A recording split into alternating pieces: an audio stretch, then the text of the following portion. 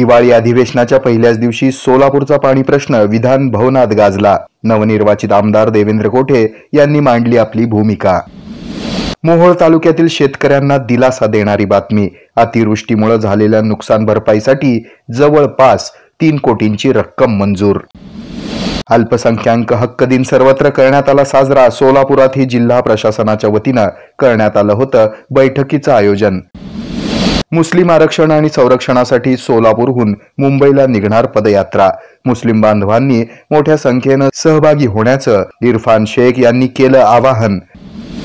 यंदाच्या श्री सिद्धरामेश्वर यात्रेच्या विविध कार्यक्रमांना झाली सुरुवात। पंचकट्टा येथे प्रतिमेचं पूजन करून करण्यात आलं कार्यालयाचं उद्घाटन। सोलापुरात भीमशक्ती सामाजिक संघटनेच्या वतीने सोमनाथ सूर्यवंशी यांना वाहण्यात आली श्रद्धांजली। सोमनाथ सूर्यवंशी यांच्या मृत्यू प्रकरणी जबाबदार ठरलेल्या संबंधित पोलीस कर्मचाऱ्यांवर कारवाईची मागणी।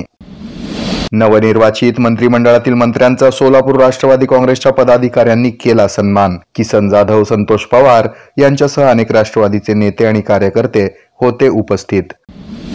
आभाविपचं राज्यस्तरीय अधिवेशन होणार लवकरच सुरू। हरिभाई देवकरण प्रशालेच्या प्रांगणात मंडप उभारणीसाठी करण्यात आलं भूमिपूजन। सोलापुरातील तरुण भीमसैनिक अन्यायाविरोधात उतरले रस्त्यावर। आत्मभान आंदोलनानं वेधलं सरकारचं लक्ष। हे आहे मेट्रोकास्ट केबल नेटवर्क आणि आपण पाहत आहात द न्यूज प्लस बरच काही।